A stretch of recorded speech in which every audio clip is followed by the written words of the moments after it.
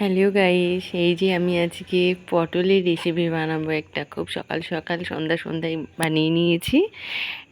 তো তোমাদের সঙ্গে এটা শেয়ার করছি। দেখো, প্রথমে পটলটা আমি ভালো করে ধুয়ে এইভাবে কেটে নিলাম। মাঝখান থেকে একটু করে ফাটিয়ে নেব, কেন পটল পোড়া হবে তো এটা। এবার আমি এইটা বসিয়ে গ্যাসের উপরে পটলগুলো সব এইভাবে সাজিয়ে দিয়ে দেব। এতেই গ্যাসটা কিন্তু কমিয়ে দিতে হবে। এই যে আমার এক পিঠ হয়ে গেছে পটল পোড়াটা, আর এক পিঠ হচ্ছে। এবার আমি পটলগুলোকে, যেগুলো পোড়া হয়েছে সেগুলো আস্তে আস্তে তুলে নিচ্ছি। কি বলো তো গাইস, রোজ রোজ না মাছ মাংস তরকারি রোজ রোজ ভালো লাগে না। তো এক এক দিন একটু মুখরোচক কিছু খেতে ইচ্ছে হয়। তো তোমরা এই রেসিপিটা করবে, দেখবে খুব ভালো লাগবে। রুটির সঙ্গেও খেতে পারো, ভাতের সঙ্গেও খেতে পারো। তো এটা আমার মা বানিয়ে দিত। এখন মা নেই, তো আমি মাঝের মধ্যে মায়ের দেখে শিখে নিয়েছি, আমি বানাই এটা। তো দেখো, এখানে আমার পটলগুলো খোসাগুলো যেগুলো খুব পুড়ে গেছে সেগুলো ছাড়িয়ে নিচ্ছি আমি খোসাগুলো ভালো করে। এই যে ঠিক এইভাবে ছাড়াতে হবে।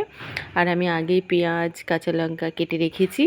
হ্যাঁ, এগুলো দিয়েই মাখতে হবে। এটা কিন্তু খুব টেস্টি হয় বন্ধুরা, খেতে খুবই ভালো লাগে। তো আমার পটল প্রায় ছাড়ানো হয়ে গেছে। দেখো, আমার সমস্ত কিছু রেডি। এবারে আমি একটুখানি কাঁচা নুন দেব, কাঁচা তেল দেব। হ্যাঁ, দিয়ে এটাকে ভালো করে চটকে মাখবো।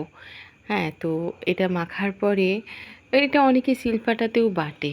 হ্যাঁ, তো আমি এটা হাতেই বাটছি, কেন পটলগুলো খুব নরম আছে। তো হাতেই মেখে নিচ্ছি ভালো করে।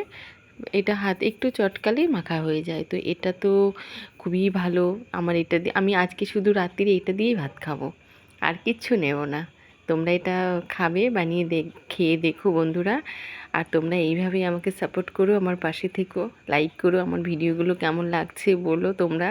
তোমাদের জন্য আশা করি ছোট্ট ছোট্ট হলেও আমি ভিডিও করার চেষ্টা করি বন্ধুরা। ভালো থেকো। আমার পটল